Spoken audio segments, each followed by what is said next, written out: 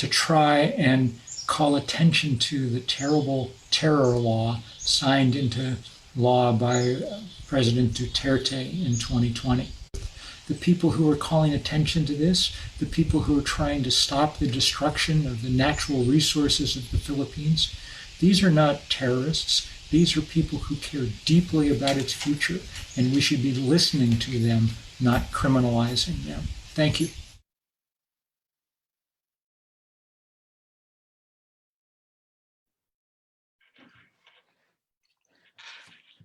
So good evening, everyone. Our webinar will be starting in 5 minutes. We have a long program ahead of us, so stay tuned after these introductory videos. Thank you.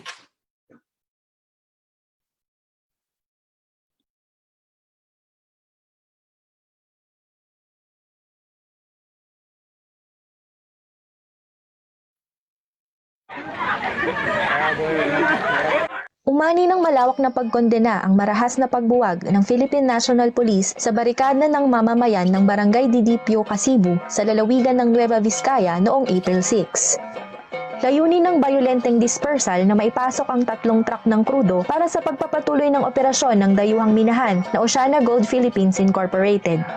Ang barikada ng mamamayan ay itinayo ng mga residente ng Didipio na tumututol sa pagpapatuloy ng operasyon ng OHCHR matapos mag-expire ang Financial and Technical Assistance Agreement o FTAA nito sa gobyerno noong Hunyo ng nakaraang taon. Ayon kay Kagawad Julie Simongo ng Didipio at kasapi ng alyansa ng Novo Vizcayano para sa Kalikasan, dumagsa ang mga pulis mula sa regional at pamprobinsyang himpilan ng PNP kasama ang mga tangker ng krudo. Sinamantala umano ng kumpanya at ng PNP ang lockdown upang matiyak na kakaunti lamang ang nakabantay sa itinayong barikada ng mamamayan laban sa OHCHR Gold. Natagay mo ka buyag ka sa buhay ko ro. Ko nagkaayon ko iling ko.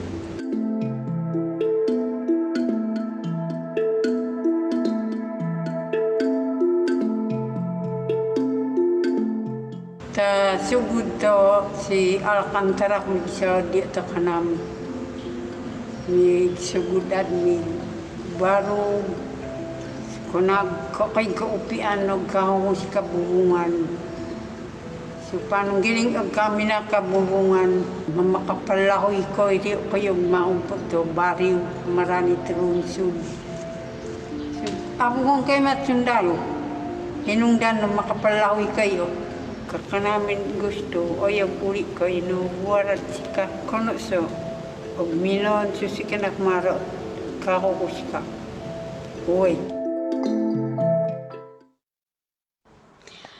I stand in solidarity with the environmental defenders and activists in the Philippines. Junk the terror law now. Hello, my name is Bill McKibben, and I just want to say that I'm joining with human rights defenders and environmentalists from around the world to try and call attention to the terrible terror law signed into law by President Duterte in 2020.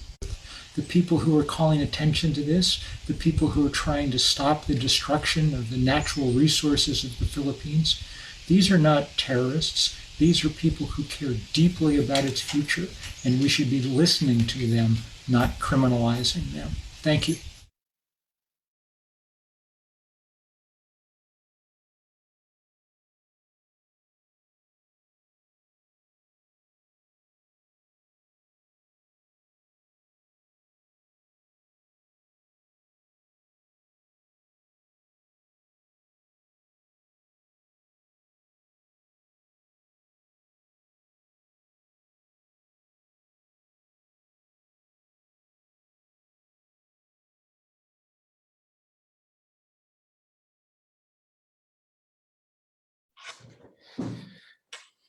Okay.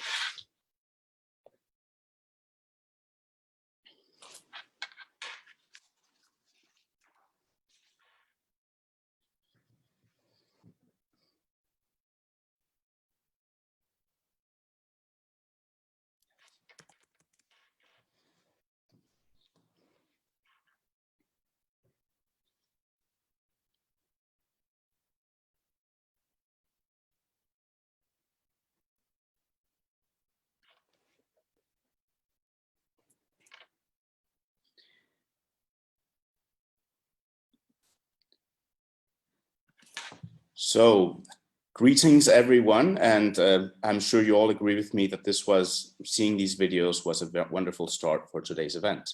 I'd like to welcome you to our webinar on human rights and environmental defenders in the Philippines.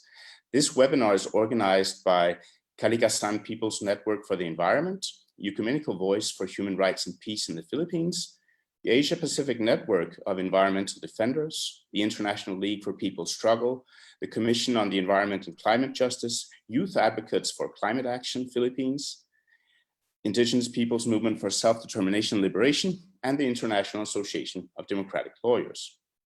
Personally, I'd like to thank the organizers for the invitation to be your moderator today. It's an honor. My name is Peter Larsen. I'm currently a senior lecturer at the University of Geneva, and my work addresses environmental civil society spaces.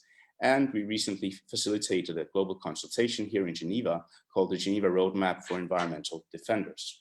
Now, the webinar today will tackle the important issues on human rights and the situation of environmental defenders in the Philippines. Based on the recent report of Global Witness and many others, we know that the Philippines today remains one of the most dangerous places in Asia, even the world, for environmental defenders. Now, this webinar looks into the different situations of environmental defenders in the Philippines, their work, their struggle in defending the land and life of the people, amidst the alarming human rights situation, also in the light of the Anti-Terror Act of 2020, which entered into effect July 18, amidst the global pandemic that we're all living in. Now, this act stipulates that any individual or organization suspected to have an intention to commit terrorism can be arrested without warrant and detained for almost a month without a legal case being filed. Now, there are strong fears that this will provoke new risks and perils to silence environmental defenders who are at the front lines of protecting our environment. So the webinar today includes presentations from defenders themselves, international experts, and grassroots organizations. The session will last for the next hour and finish with the 30 minutes of discussion. We all want to thank you in advance for the large audience that are joining us, either through Zoom or through Facebook. Now, before we proceed to our webinar as proper, we would like to ask everyone to have a moment of silence for Randall Karandi Ichanis, 72 years old, Deputy Secretary General of the Peasant Movement of the Philippines, KMP. We've been informed that Karandi, land defender and peace builder until his last breath, was killed by military forces last night in his home in Metro Manila. We'd like to ask you 10 seconds of silence.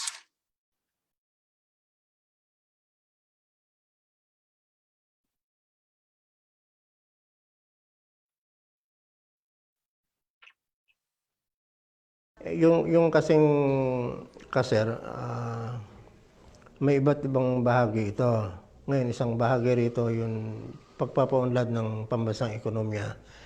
Merong isang buong seksyon na inilaan hinggil sa proteksyon, rehabilitasyon, at kompensasyon sa kalikasan. Nabuo ng NDF ang seksyon na ito sa pamamagitan ng serye ng mga konsultasyon at pakikipag-usap sa iba't ibang sektor, lalong-lalo na sa mga nasa sektor sa kalikasan, maging sa mga rehiyon. Nagkapagkonsultahan din kami sa iba pang sektor tulad ng mga mangingisda. Kaya masasabing nabuo ito sa pamamagitan ng konkreto at direktang pagtungo sa mga sektor na concerned, at maging sa iba pa, para matiyak na masalamin dito kung ano ang kalagayan ng ating kalikasan sa ngayon, ano ang mga suliranin, at ano yung mga nararapat na mga aksyon para matiyak natin na napapangalagaan at naglilingkod ang kalikasan sa interes ng mamamayan. Good day to all. I wish we have lost another defender, but surely more will follow the beautiful and meaningful path that Karandi took. Justice for Karandi. Now, before we enter the webinar as such, a few housekeeping rules would be in order. This webinar is also streamed live on the Facebook pages of the organizers, so please inform your colleagues about that. There are also live tweets on the co-sponsors' Twitter pages, and you may use the hashtag #DefendTheDefenders to join the discussion. Participants' microphones will be kept muted throughout the webinar. And also please keep your camera off until you receive a prompt from our technical hosts towards the end of the webinar. Kindly type in the chat box for your questions and concerns related to the webinar, and please include your name and organization. That will help also our technical staff that are collating those comments, and our panelists will try to answer as well as they can. Also, for your information, today's webinar is being recorded, and we will be able to share a link with you after the event is complete. Okay, let the seminar begin. And to start with, our welcoming remarks will be given to us by Bishop Rex R.B. Reyes Jr., an Anglican bishop of the Episcopal Church in the Philippines. Bishop Rex is also co-convener of the Ecumenical Voice and was the former General Secretary of the National Council of Churches in the Philippines. He was also the first indigenous person to lead the council and also a staunch human and land rights defender.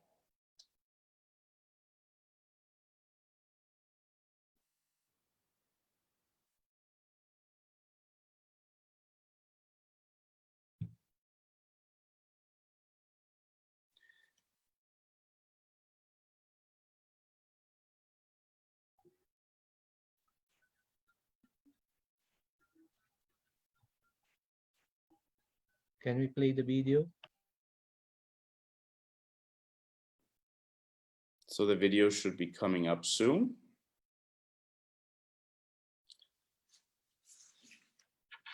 Good day to all. I wish we had somebody from Colombia present in our conversation this morning. Reliable source informs me that the Philippines is second to Colombia when it comes to the number of environmentalists and activists killed. When I say environmentalists, I refer not only to the advocates and activists for the defense and protection of the environment, but also and equally about indigenous people who, by their understanding of the interrelationship of creation, see the environment as very much a part of their humanity. Thus, the notion of human rights to them is not distinct from the totality of respect and reverence for the Creator, as well as those things that the Creator has created. At least where I come from, in the mountains of the Cordilleras in northern Luzon, resistance to the assault on the environment transitioned to militant mode when the whole notion of development was introduced by the business capitalists. This turned into development aggression, with the employment of force and violence upon the people, aided by the state security forces. But then, of course, this is not supposed to be part of the welcome remarks. As we hold this conversation, my timeline reminds me that on August 7, 1998, the President of the Philippines signed the Comprehensive Agreement on the Respect of Human Rights and International Humanitarian Law, which was signed by both parties negotiating panels of the Philippine government and the National Democratic Front in April that same year. If implemented and observed, Karil would be a landmark model for others, as it situates the respect of human rights, both in the local and international setting. So we hold this conversation while holding on to our individual and collective memory, those who have been killed in the struggle to defend and preserve the environment in this country and elsewhere in the world. We hold this conversation not only to be made up to date on the currents of environmental protection and preservation, but also to affirm good practices and discover new ways and new routes in this great and challenging time. It is said among indigenous peoples that nature finds its way of healing itself. And we know that, of course, just by sunshine and the rain, we already know. But indigenous knowledge tells us the created things were not only to secure the life, sustainability of the last to be created, that is to say, human beings and people. They were also meant to teach a lesson which we never seem to learn at all. And so, on behalf of the Ecumenical Voice for Peace and Justice in the Philippines, and presumably of the other ecumenical formations in this country, passionately committed for the defense and preservation of human rights and the environment, we welcome everyone to this conversation. And we thank you for joining us. And if I may say so, I also thank you on behalf of the indigenous peoples in this country. That said, may we be inspired and renewed following this conversation. Magandang araw kasi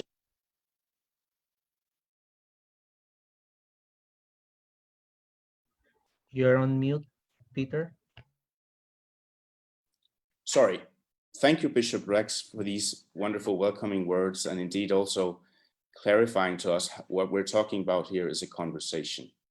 For us to speak about struggle and advocacy of environmental defenders in the Philippines, we now have with us Lia May Torres Alonso, the Executive Director of the Environmental Education Research NGO, the Center for the Environmental Concern, CEC Philippines. Also, she's the current regional coordinator for the Asia Pacific Network of Environmental Defenders, also called APNED. So Lia, please take the floor. Okay. I'll just set up my presentation. Okay. So thank you, Peter, for the introduction. Again, I will be discussing the situation of environmental defenders in the Philippines. So before I start, I think it's important to discuss who are environmental defenders. So they are individuals and groups who, in their personal and professional capacity, and in a peaceful manner, strive to protect and promote human rights relating to the environment, including water, air, land, flora, and fauna. These are people just like you and me who strive to uphold our right to a healthful and balanced ecology. So let's look at the human rights violations in numbers. According to Global Witness, in their 2019 report, the Philippines was the deadliest place for environmental defenders with 30 killings. And according to the 2020 report just released a few weeks ago, we are now the second deadliest, but still the deadliest in Asia with 43 killings. So despite the drop in our ranking, it should still be noted that the number of killings actually increased. So Kalikasan People's Network for the Environment reported that there were 19,498 human rights abuses under the current administration of President Duterte. This includes 157 killings, 46 terror listings, 106 illegal arrests, 19,178 forced evacuation, and 11 enforced disappearances. It should be noted that the annual average number of killings is actually more than 4 times the previous administration.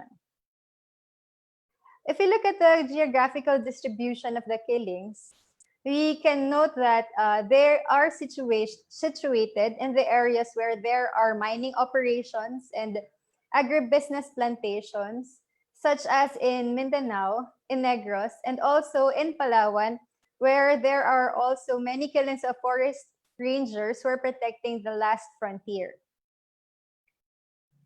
And we can also note that under the current COVID-19 pandemic, there wasn't a let-up in the attacks on environmental defenders. Actually, we think that this is taken opportunity of to ensure or continue the attacks on environmental defenders. It was recorded that there were 555 environmental defenders who experienced human rights abuses during the COVID-19 lockdown. This includes 25 physical assaults, 53 threats and intimidation, 58 strategic lawsuits against public participation, 193 illegal arrests and detention and political prisoners prior to the lockdown, 295 forced evacuation, and 2 extrajudicial killings. This is just within March 15 to July 29 of 2020. So after looking into those numbers, let us now look at the actual people who suffered these abuses. So first are the victims of killings. One is Jory Porquia, an anti-mining and anti-coal activist in Iloilo, who during his time of passing was actually giving out relief aid to those affected by the pandemic. And also Pablo Matinong, mayor in South Cotabato, who's also an anti-coal activist. There are also 2 abductions. One of them was Elena Tijamo, a coordinator of the Farmers Development Center. Arrests of Gloria Tumalon and Marisa Cabaljao. Marisa is one of the survivors of the Yolanda typhoon and has actively been fighting for the victims or the survivors of the typhoon. There were also raids. One of the instances is the raid of 6 farmers who were involved in anti-coal campaigns, and also of dispersals of organized action, such as what happened in Nueva Vizcaya, which will be discussed later. Increased military presence, particularly in Barangay Taliptip, Bulacan, the site of the Aerotropolis Reclamation Project of San Miguel. Terror tagging in different cities, for example, in Barangay Main, Davao City, and in Sagada Mountain Province, which is notable since military helicopters were used to drop leaflets with candies, citing different organizations and naming them as terrorists. And of course, as mentioned by Peter a while ago, the anti-terrorism law. This is dangerous for environmental defenders because of its overbroad definition of terrorism and the inclusion of warrantless arrest. So we see that this can be used against environmental defenders who are active in different campaigns in the country. So if we look at the major trends, one is reprisals or reaction after the environmental defender engages in the environmental defense and other acts of asserting their environmental rights. Second, criminalization and red tagging, using naming the environmental defenders as terrorists as justification for human rights abuses. Investment guarantee, or a way to provide security to vital installations in infrastructure, critical investments, and development projects. And most of the cases are linked to state security forces. So I'll end my presentation here and I'll leave the communities, organizations from communities later on to discuss about the specific instances of human rights abuses in the Philippines. So thank you. Thank you so much, Leah. Indeed, it's highly disturbing evidence you put forward there. I've had the chance throughout the last, I guess, couple of decades now to visit your country once in a while. A long-time forerunner on human rights, on indigenous rights, Indigenous Peoples' Rights Act, ancestral domain management, and so on. And it's very disturbing, indeed, to see how the levels and intensity of violence and the types of threats being faced by land and environmental defenders in Philippines. So thank you really for compiling those data and presenting it to us so clearly. I would now like, as Leah also mentioned, to introduce 3 voices from the ground. We'll listen to voices from the environmental human rights defenders and the huge network and the work that they do in their communities. They too have been subjected to vilifications, harassment by military and other actors because of their advocacy on the environment and rights of the people. Our first testimony will be delivered to us by Right Reverend Redeemer Yanis Jr. of Iglesia Filipina Independiente, IFI, an anti-mining activist opposing the gold, copper, Tampakan mining project, previously Glencore, pulled out in 2016 in Mindanao. He's a convener of Defend Tampakan, a multi-sectoral alliance which is leading the anti-mining campaign. The project area, some 23,571 hectares, lies at the intersection of the provinces of South Cotabato, Sultan Kudarat, Sarangani, and Davao del Sur. It's a large-scale mining project whose 25-year permit has lapsed, but the first to be granted an extension, which will keep it running until March 12, 2032. Our second voice from the ground is also a climate activist, Mira Lejung. She has been a victim of the typhoon Haiyan, Yolanda, in November 2013, and a member of Climate Justice Alliance, People Surge, and a new patriotic alliance, Eastern Visayas, Bayan EV. The third and last one to speak is Emi Feliciani, the Secretary General of women activist group Gabriela Basesco. Baseco is one of the urban poor communities that will be affected by the government Manila Bay Reclamation Project. The Baseco urban poor are frontliners in defending the communities around the marine ecosystem of Manila Bay. So thank you all. Let's hear their stories, friends, as their stories are also stories of the people and environment affected by development aggression.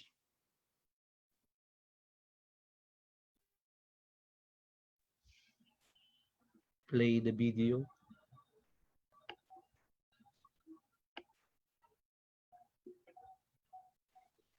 It's been 6 years since the onslaught of Super Typhoon Yolanda, but not much has changed. Government neglect and backlogs in service delivery continue to imperil the lives of us disaster survivors. Those who were brought to resettlement areas were left in piteous conditions with lack of access to utilities, denial of ownership titles, and substandard housing. Indeed, the implications of the aftermath of Yolanda were grave, something we have yet to recover from. But the repercussions of sustained government neglect pose a greater challenge to us every time new disasters hit our region. On the 6th year anniversary of Super Typhoon Yolanda, we highlighted the region's demand for environmental justice and accountability as we are repeatedly made to face the risks of severe weather conditions due to climate change. Recognizing that the government that we have is neutral and has zero regard for the well-being of the poor, we have long decided to take matters onto our hands. But our actions were never met by a positive response. When they say Philippines is now one of the deadliest countries for environmental and land defenders, they are in no way exaggerate. This year in Region 8 alone, there had been 5 cases of EJKs, 4 of which happened during lockdown, 9 activists illegally arrested and detained, including Tacloban 5, while 4 others remain under threat of arrests after trumped-up charges were reportedly filed against them. All of us who are the receiving end of state-led persecution and illegal prosecution are all within the network of People Surge. Therefore, these attacks are all but direct blows against all climate and environmental activists in the country. It may be a dark time for us all, but our clamor for justice is much stronger than any ounce of fear and doubt we may encounter along the way, which is why Tacloban 5, in solidarity with all land and environmental defenders of the world, remains ever so determined, now more than ever, to to stand for our rights and demand justice where justice is due. So padayon kita nga tanan, handa mga salamat. Magandang araw, ako si Emeline Feliciano, residente ng Baseco. Ang Baseco ay binubuo ng 100,000 residente at ang karaniwang hanap buhay ay ang pagbabalat ng bawang, construction worker, kargador, sales lady at pangingisda. Ang kanilang produktong makukuha sa karagatan ay kanilang inilalako tulad ng halaan, isda, hipon, alimasag at iba pa. Mawawala ito dahil merong nakaambang proyektong reklamasyon sa Manila Bay na kung saan bahagi ang 407 hectares na karagatan sa Baseco. Agad namang tinutulan ng mga residente sa Baseco kasama ang iba't ibang sektor upang ang proyektong ito ay wawasak hindi lamang sa kabahayan, maging na rin sa kalikasan.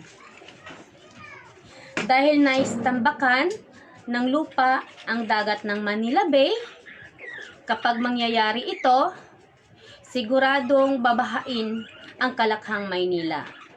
Imbis na tugunan at pakinggan ang makatarungang panawagan ng mamamayan, dahas at pananakot ang naging sagot ng gobyerno.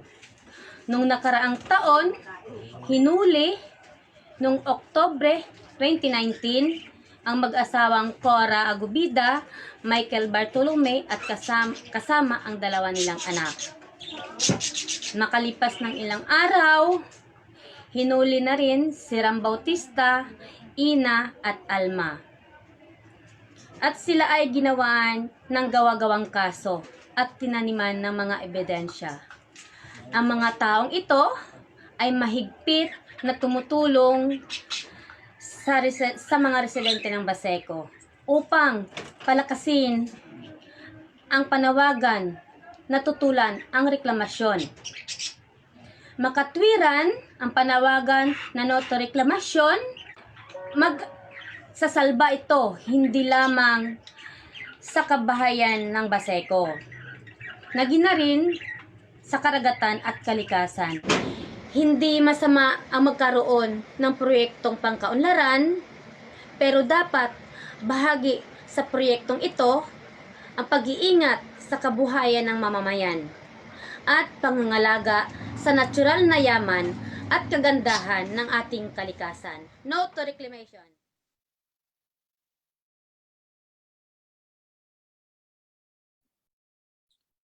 Thank you very much for this. I believe we have one last video, if I'm not mistaken.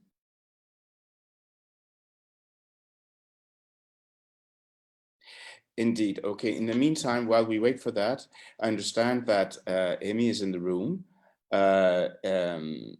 We have a language translation issue here, but hearing her presentation, I'd like to ask her really what for her is the biggest challenge in continuing this work and what she sees as a way forward.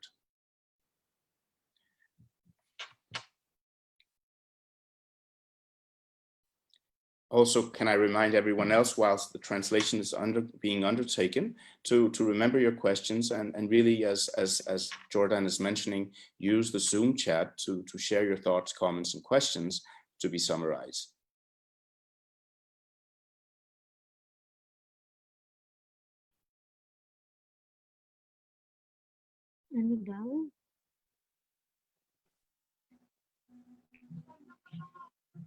Okay, I understand that we'll continue and talk to Amy later about her thoughts. But in any case, for me, and I'm sure for all of us, these testimonies are a powerful reminder about how these land and environmental issues are at the heart of everyday lives, everyday livelihoods, and indeed the core decisions of the future of many of these places and the sustainable pathway. So again, we're in this period of trying to rethink what sustainability means. And here we clearly see the importance of human rights and the role of environmental and land rights defenders in charting a way forward, but also the challenges they face in actually doing that. And that, I think, is a powerful reminder for us in the bigger picture. So thank you for that. I really want to thank the defenders for sharing their perspectives. For our second live speaker, or set of live speakers, I would like us to listen and learn about the Global Witness Report 2020, which speaks about 2019 having the highest number of killings for environmental defenders all over the world. In this respect, I would like to welcome Heather Iqbal, who is presenting on behalf of Rachel Cox, who is a campaigner of Global Witness. She was supposed to be our speaker today, but is feeling unwell since yesterday. So I thank again Heather Iqbal for sharing the report, and notably sharing report findings that are relevant for the Asian region. So Heather, thank you again for joining us at a short notice. The word is yours. Thank you, Peter, and thank you everyone for the interventions and speeches so far. I'm going to share my screen now so I can show you some of the figures and stats from our report this year. So hopefully you can see my screen now. I'm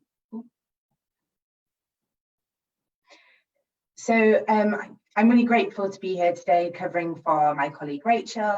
Over the last few years, since I've been at Global Witness, I've had the privilege of not only working on the Land and Environmental Defenders campaign, but also the chance to work specifically on the Philippines and with partners like Kalikasan, following their lead on the important work and campaigns which they run.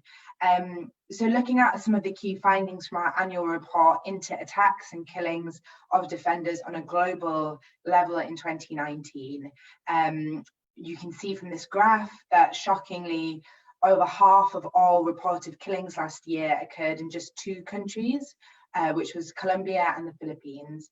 Our report showed that the murders of community and social leaders across Colombia have risen dramatically in recent years, with those protecting their land and the environment most at risk.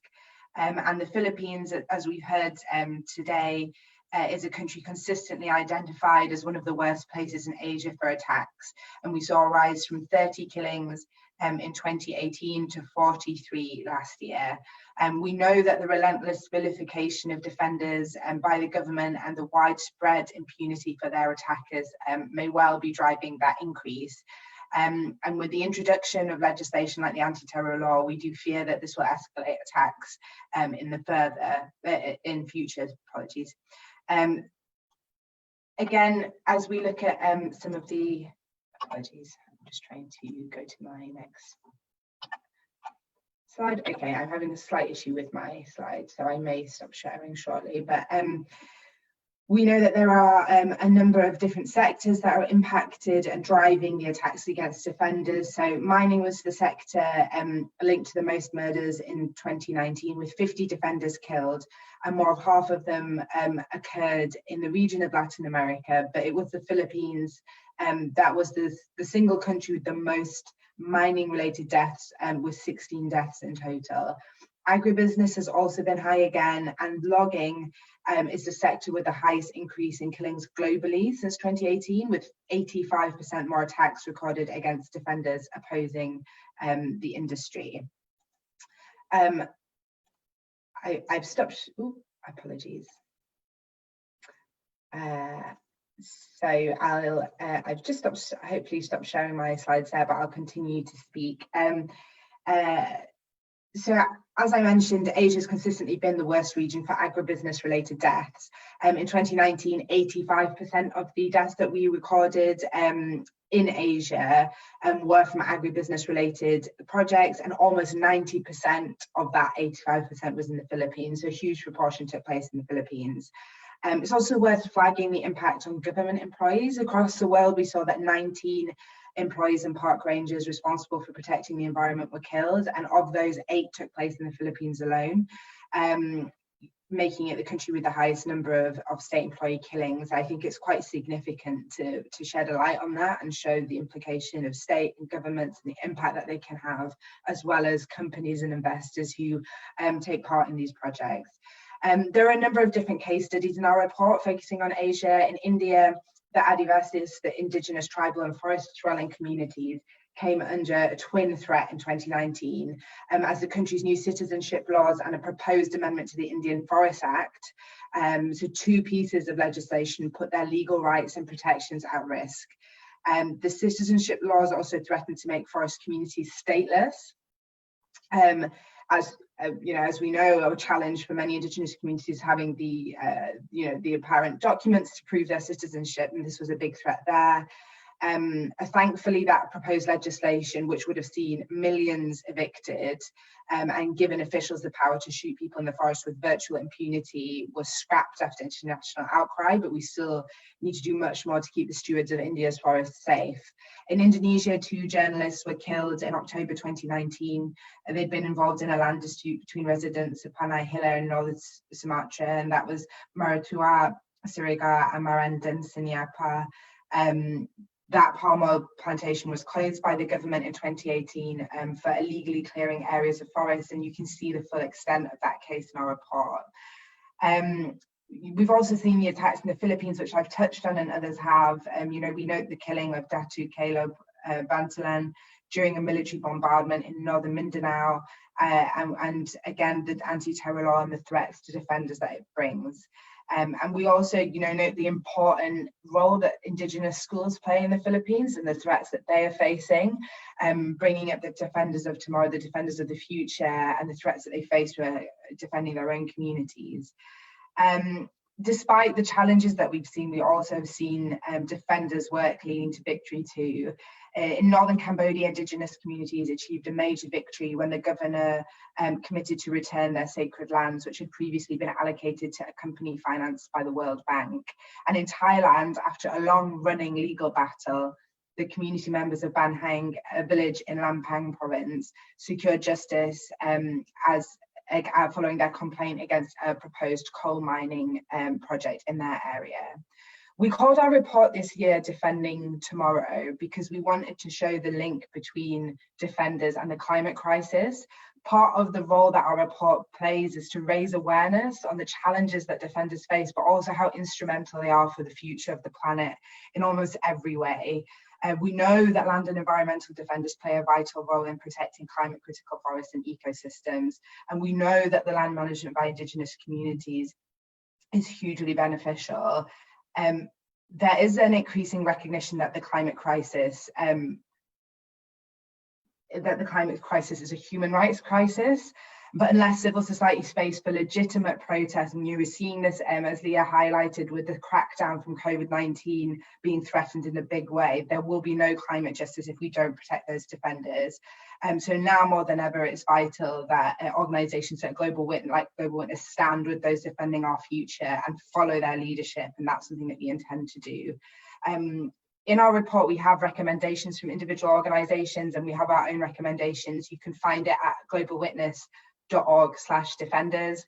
Apologies for not being able to share my presentation in full, but more information is available there. And thank you very much for having us represented at your event today.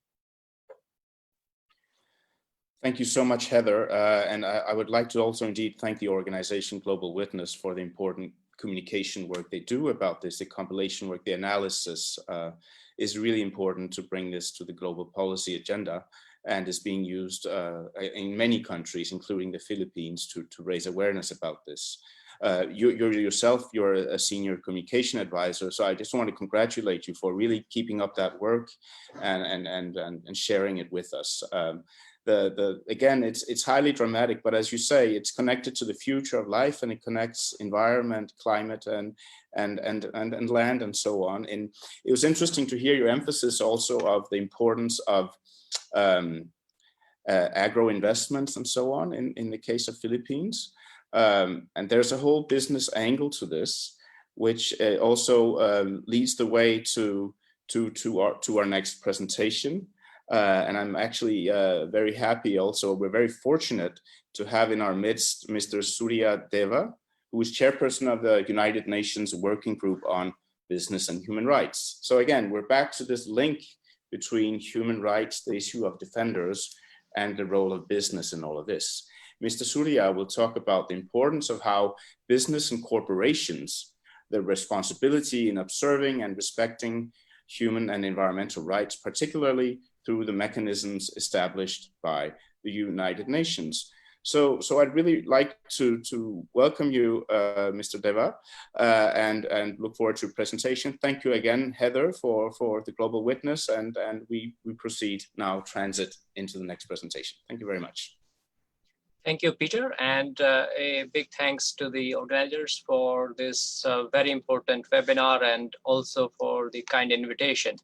Just a small clarification, I'm not the current chairperson because we rotate every 6 months. So my colleague is chairing the working group. We have 5 members, so just wanted to clarify that. I think human rights defenders and environmental defenders, they speak truth to power. And I think that's why they are being intimidated, they are being attacked and silenced and killed all over the world, and including in the Philippines, as this report and Heather highlighted how they are being killed in different parts of the world, including in the Philippines. I think what we need is a change in the mindset of the governments and businesses. The current mindset is that the defenders are seen as challenging the power of those who are in position of power, whether these are the governments or these are the private sectors running particular projects. The second element is that defenders are seen as anti-development and anti-nation. And I think we need to reconceptualize this very idea of development. A development which results in making money or profit only for the top 2% is not really the development we should be asking for. Rather, we should be asking for a very inclusive and sustainable development, which takes care of the needs of everyone, including the defenders. How this can be done? I think this requires considering defenders as partners in development. And this should be the bottom-up process of development rather than the projects decided by the government sitting in the capital and talking to multinationals. The development project should be initiated, what will benefit the communities on the ground, and there should be meaningful impact assessment, holistic impact assessment of those projects, what value those projects add in terms of human rights promotion or the environment, and also mitigate any climate change impact. At the same time, I believe that we should have defenders being regarded as eyes and ears on the ground. They are not our enemies. So unless the governments consider them as eyes and ears, who should be guiding their actions and policies? And the same applies to businesses. Businesses should work with the defenders and critical voices so that their impact assessment is done properly. Now, I was asked to briefly mention about the work of the UN Working Group in relation to the attacks on defenders, and I would highlight 4 strategies or things or the steps we are taking. First is that the working group is developing a guidance as per the UN Guiding Principles on Business and Human Rights, what it means for states, businesses, and investors, how they should protect defenders, whether these are human rights defenders or environmental defenders, as part of their duty or responsibility to respect UN Guiding Principles. And hopefully this guidance will be out soon. The second is that the working group organizes a number of events, both in Geneva, the annual forum, as well as in the regional levels. And we try to provide safe space to the defenders from different parts of the world to participate in those events, and also highlight those issues of concern as this webinar is trying to do that. So you can definitely count on the working group for showcasing those concerns, because the governments are also listening and other stakeholders are also listening to those events. And I think it is very important that they're aware of those things. The third is that we receive complaints about attacks against defenders. And whenever we do that, we work with other special rapporteurs and we issue communications to the governments as well as the relevant companies. And we also have communication, informal communication with some of these companies. And I have personally talked to some of the mining companies which are operating in the Philippines. So we continue to do that kind of formal and informal engagement with the governments as well as companies and make them aware that this is a red line. There should not be any attack against defenders, whether human rights or environmental issues, and they should change their mindset and their business model going forward. The fourth and the final point I would like to mention about the working group is that we are trying to build partnerships, global partnerships, global coalitions, and bringing in new players, let us say investors. If companies are not listening, if the governments are not listening, who else can we can approach? And we have found that now investors are increasingly putting pressure on the companies. Sometimes even shareholders are asking these, consumers are asking these. So working group tries to bring these coalition of partners together to highlight the issues as well as use as a leverage, their leverage over governments as well as businesses to do that. Let me conclude by saying that it is very critical that the civil society voices in the Philippines identify pressure points outside the Philippines as well. And then they work with those players outside the Philippines and try to see how we can collectively make some positive difference. Even if the difference is incremental, I think we should work for that. We are also working with NHRIs, and the Philippines NHR, National Human Rights Commission, has been playing a critical role, which has also faced, in fact, backlash from the current government. And but I think we should work with NHRIs, including from the Philippines, and stress this message that these processes are very, very critical. Thank you once again for this opportunity. And I look forward to working with all of you in future. Thank you. Back to you, Peter. Thank you so much, Surya. And indeed, your comments about, first of all, speaking truth to power and the unfortunate situation that we're not yet there where we can listen to the eyes and ears of the critical voices and they can live safe and secure lives and in doing that. But I think you outlined in very clear manners the way in which also fora like the Business and Human Rights Forum, working group and so on sessions are moments also perhaps to raise voices and engage with international mechanisms. So thank you so much for that. I also have a request now from the organizers that would like to have a kind of symbolic action at the end of our webinar. And the request is that people are encouraged to have placards or a piece of paper with either a personal call or a call hashtag like defend the defenders, or a simple call they would like to write like save the environment or justice for Karandi. Would be nice to have, and the organizers suggest having a collective photo shoot through the screen. So please keep that in mind, and hopefully you can scramble around and find a pen and paper at your convenience. So we move now, as Surya also mentioned very clearly, there's not only the working group, but there's also collaboration with special rapporteurs in some cases.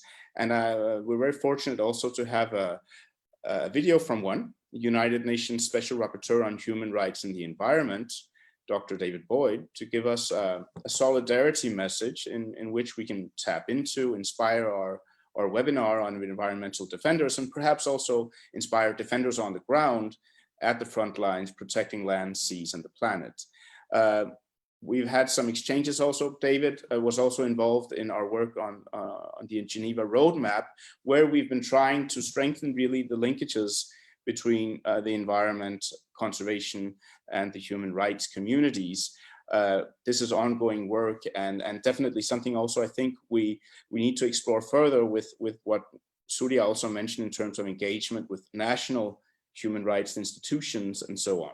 So those are brief words to introduce Mr. David Boyd, UN Special Rapporteur on Human Rights and the Environment. I believe we have a video coming up. Oops.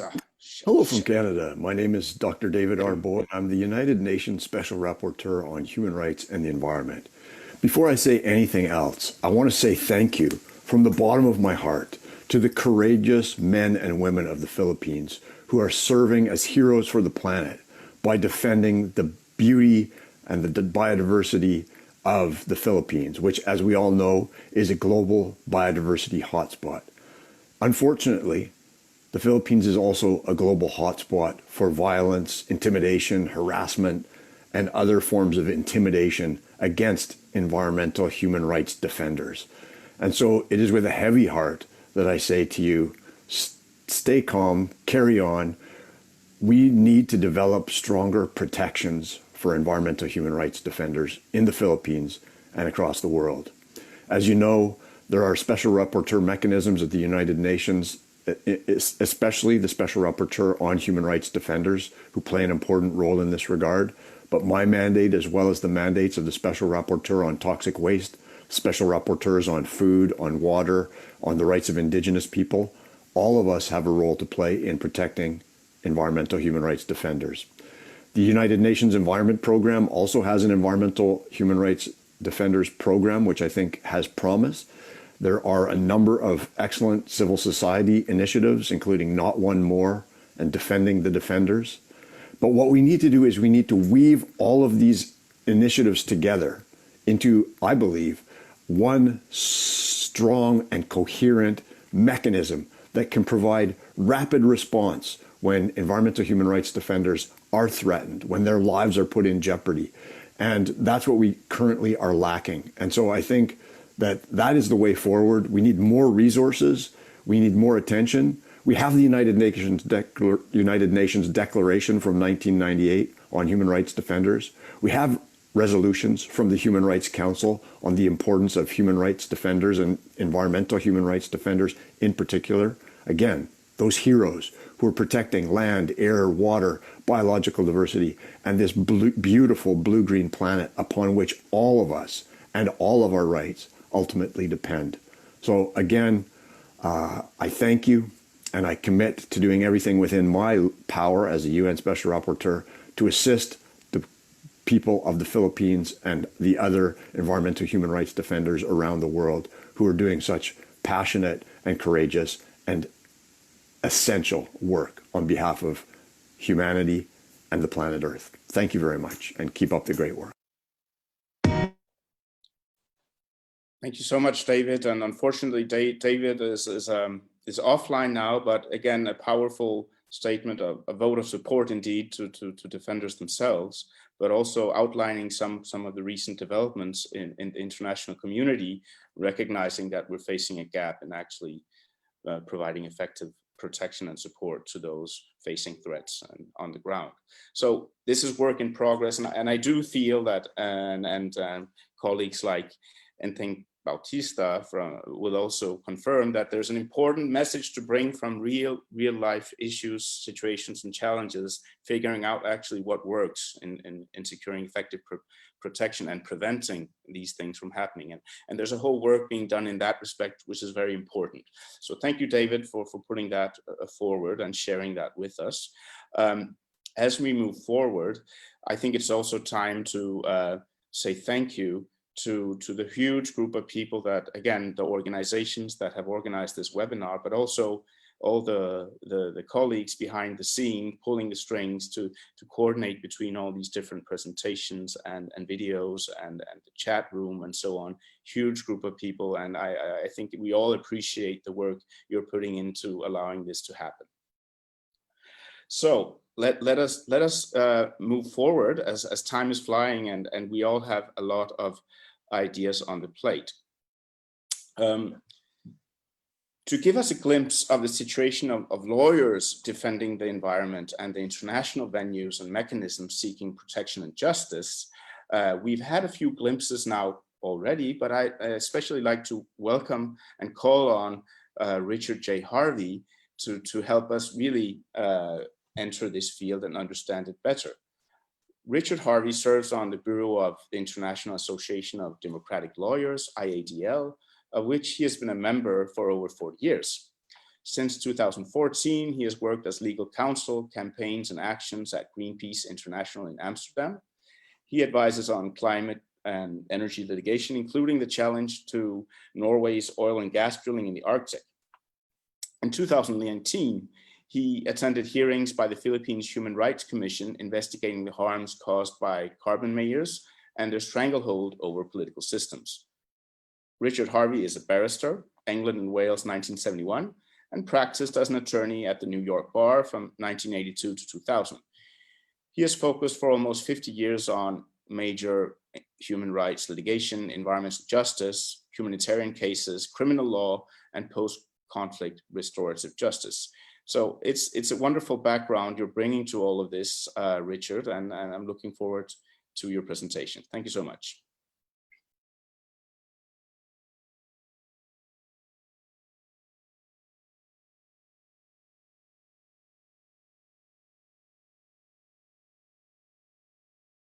Muted. Yeah, okay. Thank you, Peter, and I bring you greetings and solidarity from the International Association of Democratic Lawyers, and I'm humbly grateful for the invitation to participate in this extremely important webinar for justice. Where do you go to for justice when the justice system itself is broken? When politicians make laws to criminalize lawyers, when law enforcement agencies commit murder, threaten the families of human rights activists, and terrorize entire communities. I've worked on such issues for over 4 decades, and I'm not talking about the Philippines, but about South Africa under apartheid, about Northern Ireland in the 70s, 80s, and 90s, and about many parts of the United States to this very day. Europe, Africa, and the Americas have regional human rights courts to investigate governmental abuse, but not Asia, not for Filipinos and Filipinos. Today, we have an international criminal court to investigate crimes against humanity. But in March 2019, the Philippines withdrew from the Rome Statute. Apparently, Mr. Duterte thought it was unfair for anyone to be allowed to file a complaint against him. However, the ICC prosecutor continues to examine that complaint. You may refuse to recognize the court, Mr. Duterte, but the court continues to recognize you. International and regional courts aren't the only mechanisms for delivering justice. We have a UN High Commissioner for Human Rights, and we have an array of human rights special procedures and investigating bodies. We have experts like David Boyd and UN working groups like that for which Surya Deva speaks. But think about it for just a moment.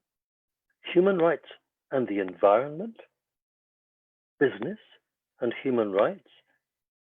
What are these words doing in the same sentence, let alone bringing governments, corporations, victims, and activists together into the same room? Things have moved on since I began to study law 50 years ago, before there was an international covenant on civil and political rights, an international covenant on economic, social, and cultural rights. There has been progress, though many days, many times, it's hard to see that progress in practice. The Philippines, as we've heard, is the deadliest country in Asia for people defending their land and the environment. This didn't begin with Duterte, but his murderous rhetoric has increased the threat to lives of environmental defenders, of human rights NGOs, of journalists, trade unionists, legal workers, and even their family members. Well, what do people mean when they demand justice?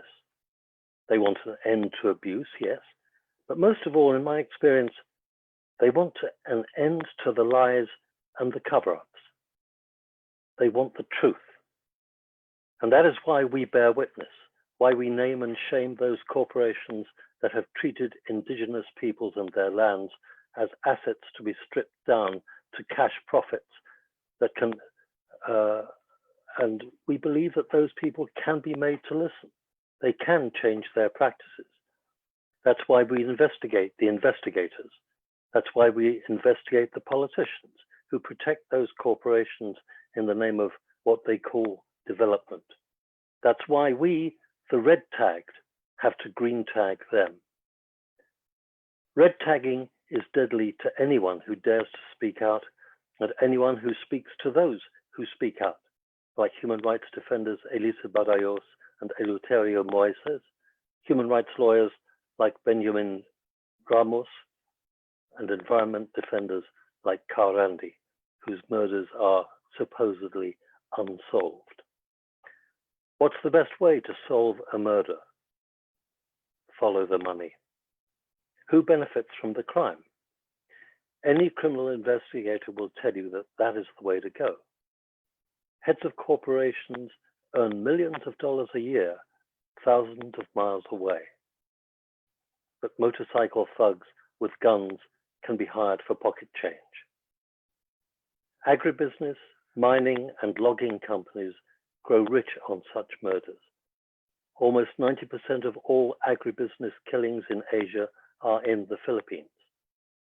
The aim is simple: to drive indigenous peoples from their lands, peoples whose culture is rooted in the lands of which they have been expert stewards for thousands and thousands of years. The same lands that those corporations want to asset strip of their biodiversity and their diversity. Global Witness's painstaking work has brought Dole and Del Monte, two of the biggest agribusiness corporations in the world, to the table. In 2019, they promised zero tolerance for violence against environmental defenders and indigenous peoples. Translating those promises into concrete action requires constant vigilance by all of us, but this is already an important start. And it's a direct result of the human rights ethos of bearing witness to injustice as one of the best ways to hold the guilty to account. The Philippines' so-called anti-terror law reminds me of South Africa's legal system under apartheid, where human rights defenders were called terrorists or terrorist sympathizers. Journalists were criminalized or even killed for daring to investigate crimes committed by the military, the police, or paramilitary goons. The terrorist red tag immediately deprives the victim of any protection. When they are shot dead or cut to pieces, the media look for another, less controversial story for fear of being accused of fake news. The police blame the victim, and the cover-up ensures that no one is held responsible.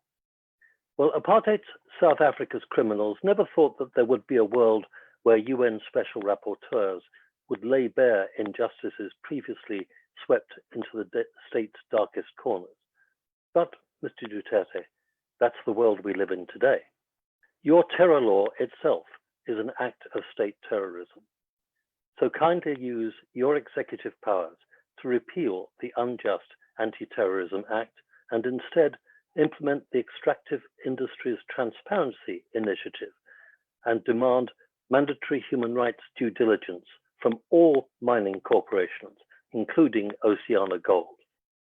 Much more is still needed, but among other international mechanisms, the world needs a binding treaty on the right to a safe, clean, healthy, and sustainable environment.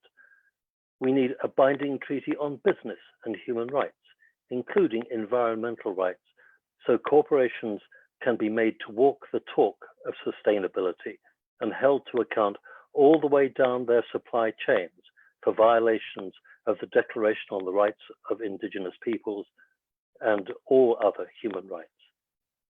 This webinar is itself an instrument of international justice. Sooner or later, the truth comes out. It may take an international inquiry or a National Truth and Reconciliation Commission, or even an international criminal court. Justice is sometimes a long road, but we are not ever going to step off it. Thank you.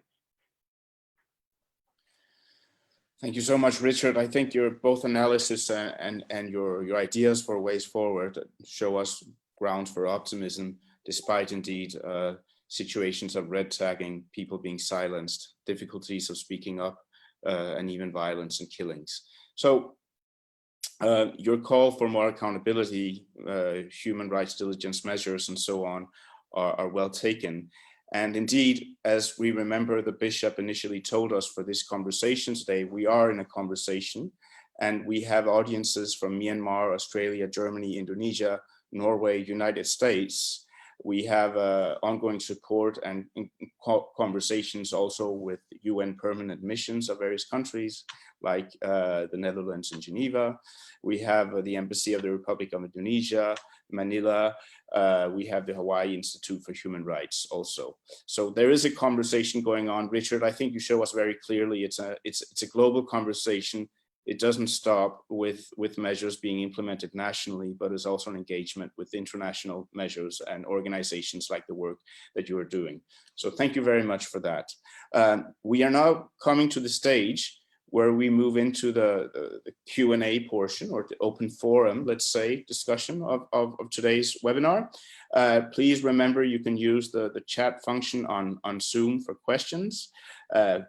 Put in your name, your organization, and your question, and so that you can be recognized and so on. Now, before we move into that forum, and maybe you can give you a bit of time to think about some questions and comments, we would like to show a video that's brought to us by the Kalikasan People's Network for the Environment and 350.org.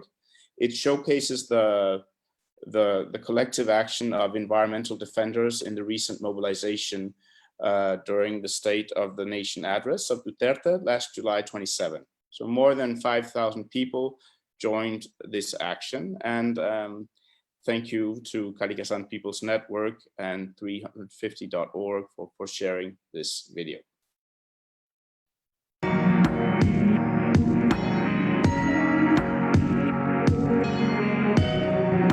Nandito kami ngayon upang isingilin yung 4 na taon na pamumuno ng gobyernong Duterte, kung saan nakita natin yung pagdausdos ng kalagayan ng ating kapaligiran at klima. Kami ay sumasama ngayon sa mobilisasyon ng SONA upang idala sa kalsada ang boses ng higit 20,000 tao mula sa iba't ibang sulok ng mundo na ipatigil na ang terror law. Tayo ay humarap ng matitinding mga pag-atake sa karapatan ng mga tanggol kalikasan, kung saan unang nakapwesto ang Pilipinas as most dangerous country in the world noong 2019 para sa mga land and environment defenders. Umaabot na ng 157 na mga tanggol kalikasan ang pinapatay sa ilalim ng gobyernong Duterte, at halos 20,000 ang iba't ibang mga pag-abuso sa karapatan ng mga tanggol kalikasan. Makatarungan ang laban natin at kasama natin ang buong mundo sa laban na ito. Dahil ang laban natin ay iisang pandaigdigang laban para sa iisang tahanan na ang ating mundo. Ang aming presensya dito ay isang kolektibong paglaban para sa isang mundong mapayapa, sustainable, at may hustisya. Kahit anong panunupil nila, lalo lang tayo lalakas. Kaya maghanda na sila dahil nangangalampag na ang buong mundo para sa hustisya. Maninigil na tayo sa mga taong nasa poder, sa mga kasalanan nila sa ating kabataan, kalikasan at bayan. We resist as one planet because we have a better world to win. Kinakailangan ng sustainableng pamamaraan ng pagre-recover ng ating ekonomiya. Kailangan natin ng better normal, kung saan yung ating mga industriya ay malinis, kung saan ang ating gawaing pang-ekonomiya ay naka-attune doon sa balanse ng mga ekosistema natin.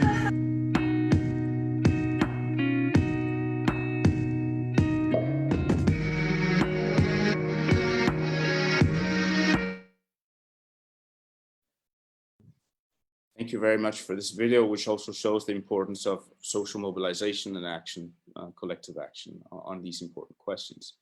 So I'm happy now to open the open forum. and we can start addressing some of the questions that have come up. I would like again to thank you colleagues for helping me, identify some of these questions as we're sort of multitasking our way through this nice webinar. The first question we have is from Leon Dulce from the Kalikasan People's Network for the Environment. The question is, would the special rapporteurs be willing to develop an amicus curiae brief, which is a technical legal advice to the court on the risks posed by the anti-terror law to environmental defenders to the Supreme Court?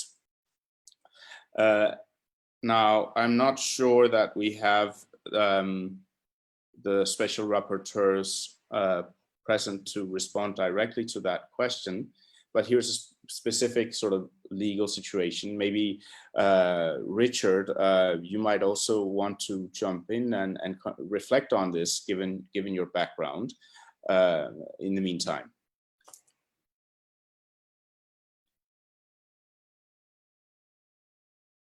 Should I repeat the question, Richard? So the question from Leon is, would the special rapporteurs, well, there's a willingness question here, but it's all about developing an amicus curiae brief, a technical legal advice to the court on the risk posed by the anti-terror law to environmental defenders and the Supreme Courts. Would you have some ideas to share here, Richard?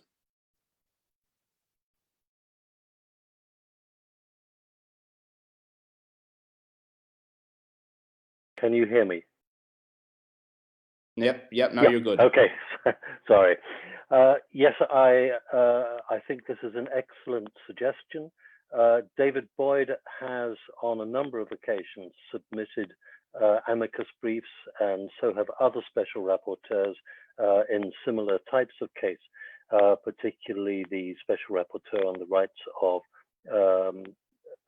association and freedom of expression, because those are rights that are also very importantly violated by actions or by laws like the anti-terror law. So I think those can be a very useful way of demonstrating and reminding the courts that there are international laws, not just domestic ones.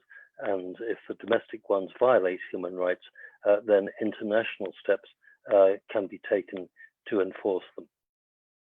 Thank you so much. And we also have Surya Deva, who has a reflection on this question. The word is yours.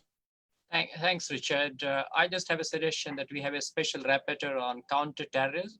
So anyone who is interested should write to her, and special rapporteurs often submit those amicus to different courts.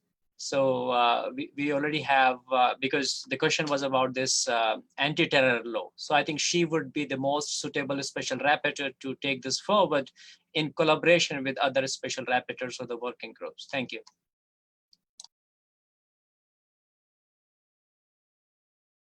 Thank you very much, Surya. I think it's definitely an ongoing conversation among many, and I appreciate that input. Again, continuing on the similar topic, we have a question from Ivan Mariano, UPLB Forestry Society. The question goes like this: since there is minimal representation of environmental defenders in the country and the calls are continuously suppressed, how can we continuously act on environmental justice if a dangerous law, such as the anti-terrorism law of 2020, can be weaponized against the defenders? So this is an open question, and I will ask if there's any colleagues who would like to jump in and reflect upon this difficult question. Let me repeat the question, and you can communicate with me through the chat individually if you're interested in responding. The question is, since there is minimal representation of environmental defenders in the country and the calls are continuously suppressed, how can we continuously act on environmental justice if a dangerous law, such as the anti-terrorism law of 2020, can be weaponized against defenders? So it refers back to this challenging situation that Richard also raised. I'd like to pass the word on to Leah Alonso from CEC to respond to this question. Thank you, Leah. I think, as mentioned by the previous speakers, that it is a common trend in different countries wherein the environmental defenders who are actually experiencing the impacts of the environmental challenges and human rights abuses are not well represented or are not listened to, often ignored, even by the duty bearers, such as the government officials. But it is also our responsibility as citizens to let our voices be heard and serve as sort of checks and balances in society. So it is very important to be active in peace issues. For example, joining different initiatives, joining organizations that have initiatives for defending environmental defenders. With regards to the anti-terror law, there are already initiatives to repeal the law. Many petitions have already been filed. And I think it's very important to spread the information about the anti-terror law and how it will impact not only environmental defenders, but also regular citizens in the country. So I think anyone can have different ways to do this by speaking out and among our own circles to talk about this issue. But I think most important is the organized action or the collective action through different organizations that we can join or participate in organized activities for these campaigns. Thank you very much, Leah. I would like to make sure if are there any others who would like to jump in on this important question. We have also inputs from Heather from Global Witness who would like to jump in here. Heather, the word is yours. Yeah, sure. I just wanted to add, because I saw a couple of comments about what international organizations should be doing to support the work of organizations in the Philippines. And I just wanted to share some ideas, both for the international organizations who may be on the webinar and for organizations who may want to go to international organizations to ask them to amplify their campaigns. And at Global Witness, we're increasingly trying to change our communications so that defenders are at the front of our communications. And that's a long and different process because we don't want to take up too much of their time. They have much more important things than helping Global Witness with their communications work to do. But there are a few different things that we have spent time doing, not only spending time finding the many pieces of information. Leah just pointed to the petitions and the different social media materials that organizations have done, but every time that we interview or speak to different defenders, when we record videos with them now online, which we've worked out how to do, we can turn that material into lots of different things. So we'll send it to journalists on an international level. We'll create many smaller videos, we'll create Instagram content that then we also give to influential journalists who can share it on their channels. And these are things that international organizations have and organizations on the ground and in countries like the Philippines have the capacity to do, but I think that the onus should be on international organizations to amplify those stories and not retell them in their own way. And in that way, the message is clear from the organizations and the defenders working on the issues. And the role of the international organizations like Global Witness is to use their platform to make sure those stories are heard as widely and loudly as possible to support those campaigns. Thank you for that. So really an emphasis on amplifying voice, as you mentioned. I think that's a very important commitment from international NGOs like yourselves, and also is perhaps a nice element to we've seen also in complement, or sometimes and definitely together with what's being done in relation to United Nations mechanisms and so on. We have roughly 12 minutes to go. And we have a couple of other questions that have come up. One from Marisa Pablo, and the question goes like this: how can a boycott campaign be supported in Western countries? How can a boycott campaign, so I imagine, for example, from the Philippines, be supported in Western countries? So let me throw out that question and hear if anyone would like to potentially respond to that. Is it something you, Heather, in Global Witness that you've been involved with? Yeah, I think that we have worked on we've worked on campaigns. I mean, I can't remember, somebody pointed towards Del Monte Philippines and Dole Philippines, and we worked on an investigation which we released in September 2019, which highlighted a number of different projects, but including an agribusiness project in the Philippines, which two different projects which were connected to both of those global agribusiness companies. Now, what we did was spend a long time making that supply chain really clear, and then working on the international media coverage that would really get it on the radar of those companies, but also of maybe their financiers or other people connected to them. And of course, we always include their opportunity to comment in the report, which you can see in more detail. But I think using our position as a global NGO to highlight these cases and show how there was an industry responsibility, showed the role that people selling products like that had to play, and then we were lucky enough to have the support of organizations like Kalikasan to help us do that work, and then hopefully to support their recommendations, and also work on longer term objectives, so that we're not only supporting what those campaigners want to happen, but also global standards on tackling the root causes of attacks on defenders, supporting them, delivering justice for them, so we can take those case studies to the forums that we have access to.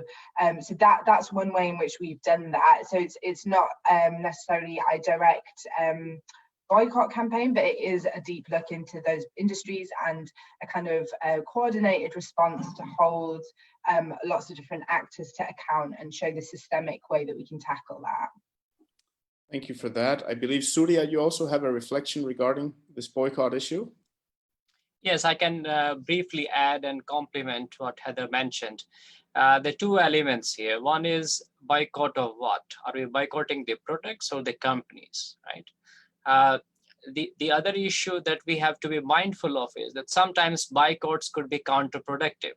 If you boycott, let us say, company A, then it is possible that company B might step in, and this might be worse than company A.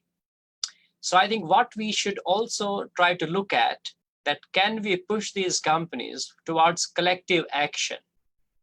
Can these companies together have certain red lines wherever they're operating, whether they're operating in the Philippines or elsewhere, that these are the red lines and that these are the rules of the game that these businesses together collectively agree to.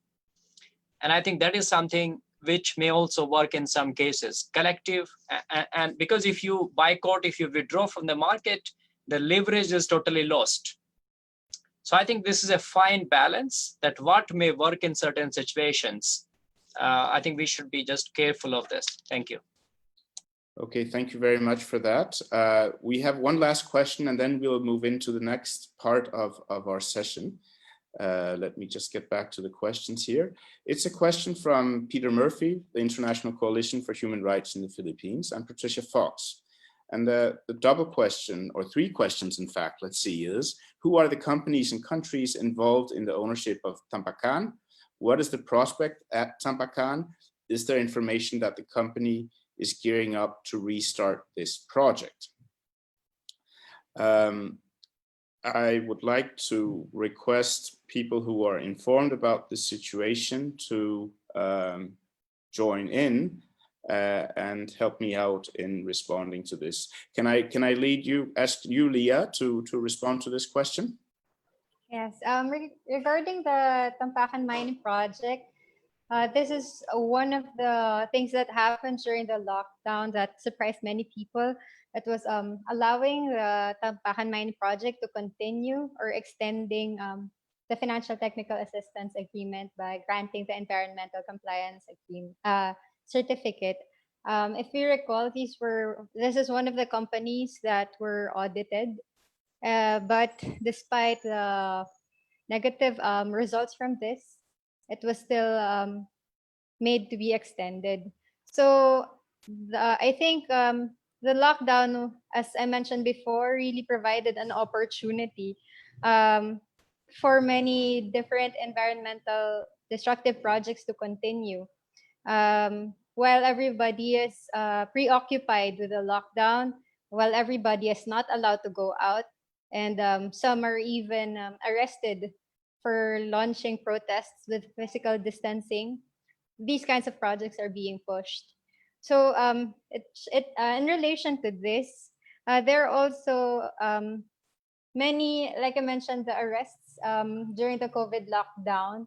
I think instead of hearing out the environmental defenders, many of them are being said to be violators of different policies. I think there is a question in the chat box mentioning about SLAP suits or strategic lawsuits against public participation. Some of this vary from physical assault, or some are related to the illegal possession of firearms and explosives. It is also related to red tagging, or painting a picture of an enemy for the government.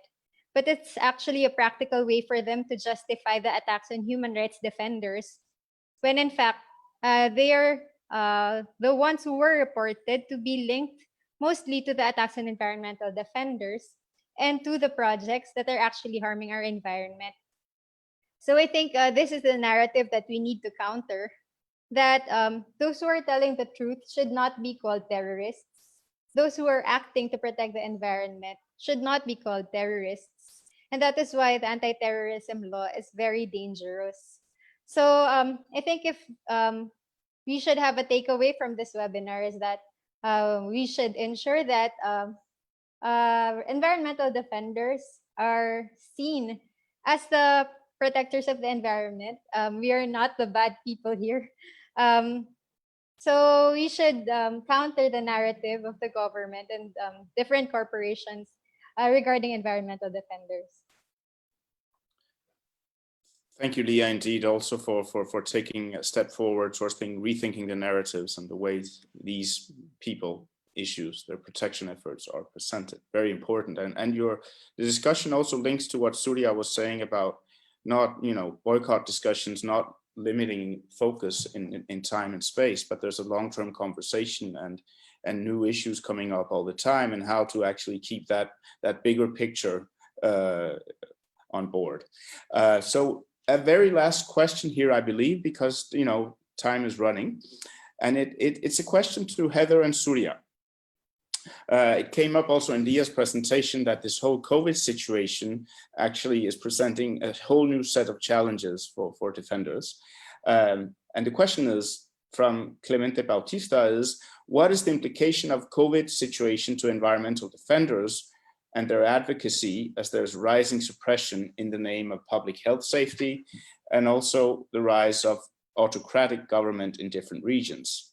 Let me repeat that for you. What is the implication of the COVID situation to environmental defenders and their advocacy, as there's a rising suppression in the name of public health safety, and also the rise of autocratic government in different regions? So Heather and Surya, do you have any reflections in response to that question? I can very briefly. So I mean, if the working group is closely monitoring the situation, and I think one common trend which is very clear is that the governments all over the world are using COVID to curtail the civic space. And these are not governments which are semi-democratic or authoritarian, but even democratic governments are doing that. And that is a trend which is very much visible. So I think what is crucial is that we continue to document those abuses and find windows that can be used in the interim. But at the same time, be careful that this is a long battle. This is a marathon. This is not a sprint. So in the quest to fight these restrictions on the civic space, we should not be killing ourselves in a short run, because we need to continue to fight. So I think we need to be innovative and creative and use creative points and the leverage wherever it is available, and resist those restrictions on the civic space, which we see as a global pattern, not unique to Philippines. Thank you. Thank you, Surya. Also, indeed, for insisting upon the long run here. It's nothing that's going to be solved in the short term. Heather, please. Yeah, I mean, I completely agree with what Surya said, and kind of highlighting that it's, you know, attacks against defenders across the world have been escalating, with not only governments sort of using it as an excuse to shut down protests, but also with companies and certain projects not being put under scrutiny and being able to go into territories without precaution, and not only bringing the disease with them, but also, you know, into communities like indigenous communities, which don't have as much support at this time, but also where they can continue without any sort of consequence when people aren't watching. I mean, I think, yeah, again, you know, emphasize the sort of long-term challenge here. We sort of put out our own sort of shorter term recommendations to add a guidance, and I think some of those were taken on board, sort of using public and private communications. Governments and businesses can emphasize the role that defenders play. They can dedicate resources to supporting them, and they can use secure channels to ensure that business projects reach those affected. But I think there's also a wider narrative on a kind of policy, like kind of global level, as people look towards what a post-COVID world looks like. And I think, you know, we should, of course, anyway be supporting the objectives and the recommendations of land and environmental defenders, but fundamentally, you know, this increasing link between the breakdown of biodiversity and the spread of zoonotic diseases and the role which defenders play in protecting biodiversity and protecting our planet.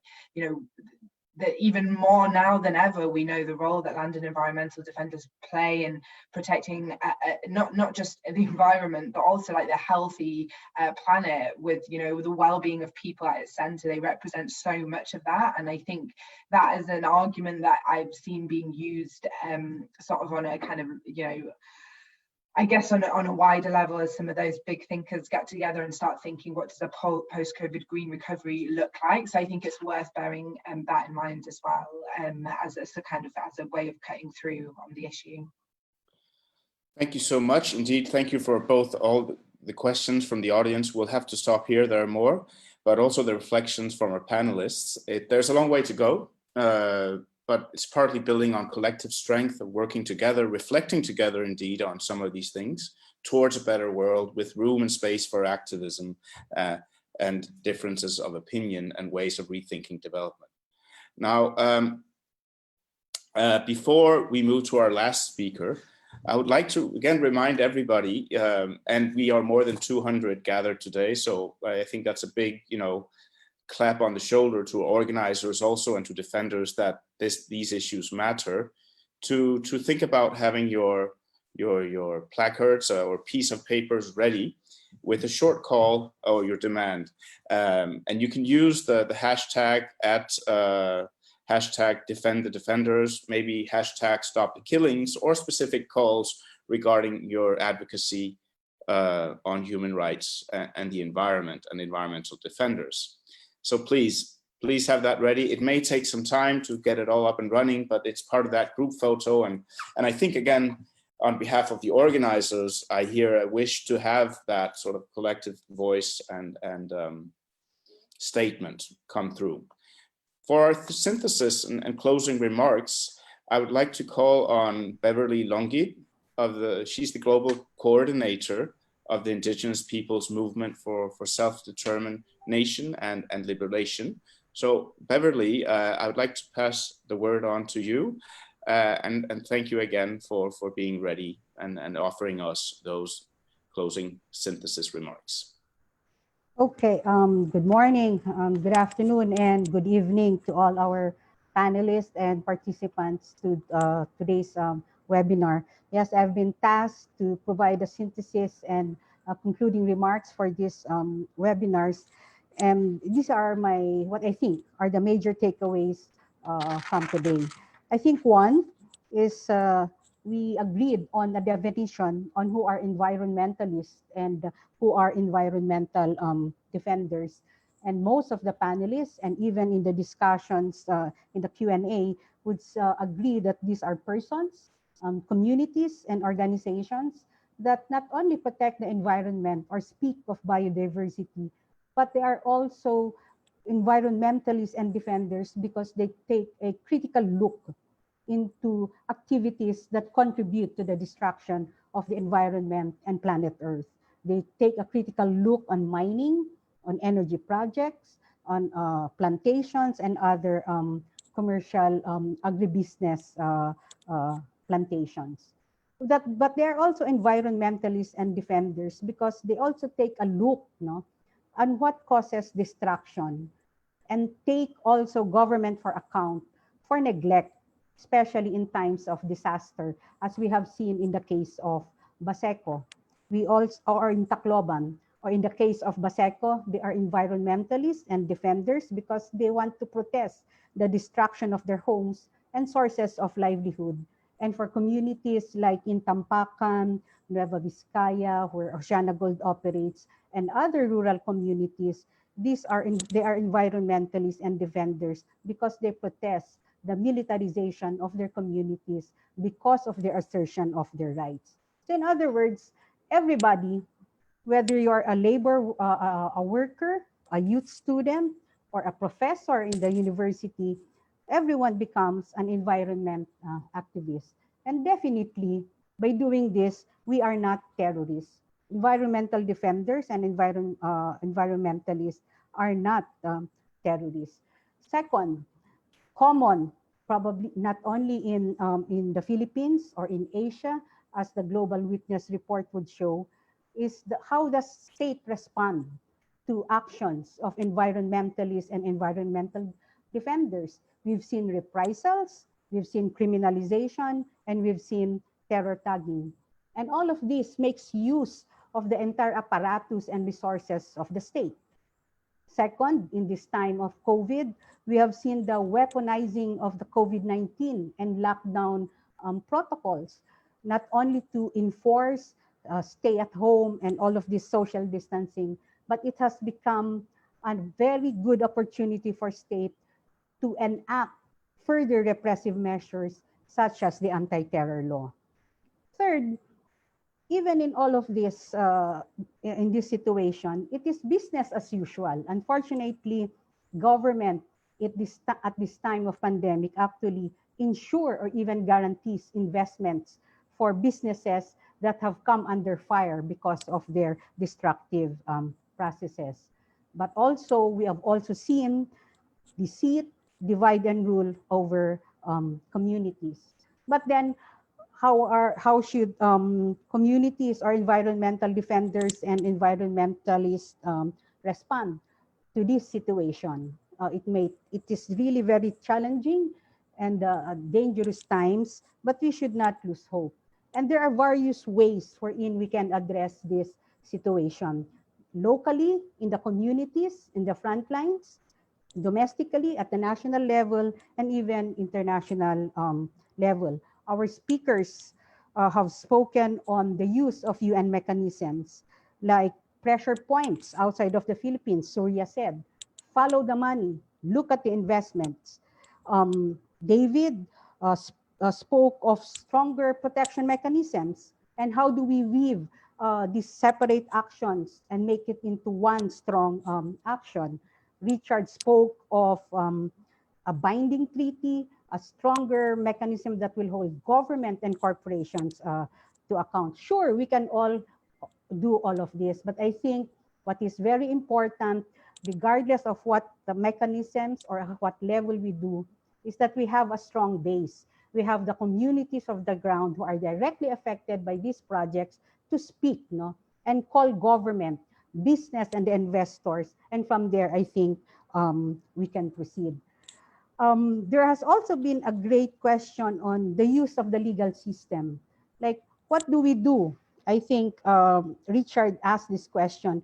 Where do we go when the law, when government, or when the judicial system does not work? Or in fact, duty bearers have failed us, the rights holders. Again, I think it's not only making use of these systems, but I think we should also be able to come out with creative ways on how to go about our protests and coming out with a better environment. Last, I think we cannot really undermine or overstate the importance of solidarity and support. And I think it's very important that with solidarity and support, we are able to provide the necessary information to raise the awareness and understanding on why we protest these activities on the ground, on why we need to protect and save our environment. We started with the tribute, and in fact, many of us have been tagged. Me myself, we have lost many of our colleagues in this fight for a better world, a greener planet, and I think we should continue as tribute to our heroes and martyrs like Karam, Dalachanis, and those who have gone ahead of us. And hopefully, we should also gain strength and inspiration from the communities. Despite being unlettered, despite the lack of resources coming in a very poor and dire situation, they are still able to contribute. So I think this should not be the last of our efforts to do webinars or other online and probably offline actions to protect the environment and defend our defenders. So probably as a closing and a tribute to our heroes and our martyrs, let us all hold our placards high and join me as we also, as loud as we can, chant that we need to protect our environment, and you can respond by defend the defenders. So please put up your placards and join me. Protect our environment. Protect our environment. Okay, and then we can respond, defend the defenders. Okay? Defend the defenders. Yes, so I'll say protect our environment, and you can respond, defend the defenders. Yes, and let's do it with passion. No? Maybe at this time, this is the way we can also show tribute and act all together. Okay, so protect our environment. Defend the defenders. Protect the environment. Defend the defenders. Protect the environment. Defend the defenders. Okay. Thank you very much, and to our panelists, and to our speakers, and all our participants. Hopefully, everybody, we can still join the upcoming activities as we try to battle COVID-19. Thank you very much, Peter. We'll still have our photo. Are you okay with the photo, or can we continue? We continue. I suggest taking the photos. Everybody's encouraged to hold their placards. Okay. Thank you so much, Beverly, for not only offering us a synthesis, but also a personal testimonial after having been tagged and trying to deal with the difficulty of that. But you raised the key points of solidarity across different networks, across national boundaries, and so on. I think it's absolutely essential. And I think we need to make that circle even broader and engage even more. People who definitely are in solidarity but are not comfortable or not used to entering that conversation. So we need to expand that conversation. I think the webinar really, and I want to thank the organizers and those who have come and who have attended this webinar, really for engaging that conversation. Apologies for those who were not able to raise all of their questions. I specifically would again like to emphasize and thank the organizers behind this event, human rights and environmental defenders, organized by Kalikasan People's Network for the Environment, the Ecumenical Voice for Human Rights and Peace in the Philippines, the Asia Pacific Network of Environmental Defenders, International League for People's Struggle, the Commission on the Environment and Climate Justice, the Youth Advocates for Climate Action Philippines, the Indigenous Peoples Movement for Self-Determination and Liberation, and the International Association of Democratic Lawyers. I think the diversity and presence of all these organizers really show us also that this is a collective process. It's a movement to try to change this dramatic situation faced by defenders on the ground. So a big thank you to all for that. As we move towards closing, I would also like to invite members of the organizing committee or organizations to say a few words, perhaps also, and I'd like to open the floor in that respect, perhaps starting with you, Enteng. Thank you very much, Peter, for gracing our occasion and having facilitated the webinar. Thank you very much to our speakers. You help us a lot in informing not only our Filipino activists, but also our solidarity friends in Southeast Asia and beyond that. I would also like to thank our staff and volunteers, Gia, Aiko, Patis, Grace, Joanna, M, who else? Ara, Tamara, JM, sorry sa mga hindi ko mababanggit. There's a lot of people who help us organizing this successful webinar. Again, thank you very much, Peter, and to our audience. Maraming salamat po. Thank you so much, Enteng. Grace, could I pass the word to you? I think, okay. All right. No? Okay. In that case, if any of the other co-organizers would like to step in, please, I would like to open the floor to you. It's been such a rich seminar that really, also for me personally, has once again opened my eyes to the difficult situation, the dramatic situation faced by defenders in Philippines, but also the creativity and strong conviction that people bring to the floor to find ways and move towards a more peaceful situation where we can find different ways of working through development dilemmas that we face all over the globe. And I think that it's a careful reminder that there's so much need. I retain also Leah's comment about having that different narrative, no? Shifting from that narrative of stigma and fear and moving towards a space where there's room for diversity of opinion and different development options. So I would like to really, for me, it's been a very much an eye-opener, and thank you again for the confidence in allowing me to step in and moderating this. Can we, I think we stop here, am I correct, Enteng? Oh, you're muted. Yeah, I think so. Unless I think we could have a last chanting.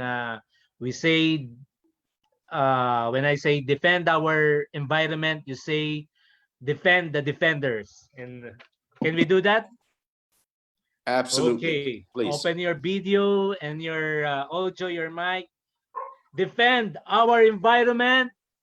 Defend the defenders. One more time. Defend our environment. Defend the defenders. Okay, thank you very much. Thank you. Okay. Have a nice day. Thank you so much. And I believe that there will be access to those who weren't able to see the full video that would be shared by the organizers. Am I correct, Anteng?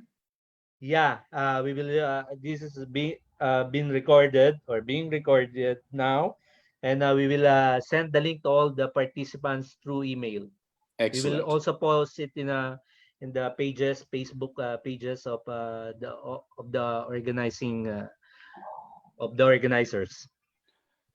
Thank you so much. Thanks again to all the organizers and the panelists and the huge audience that I know has been following this event. I think it shows the importance for further action now and not tomorrow. Thank you again, everyone, and goodbye.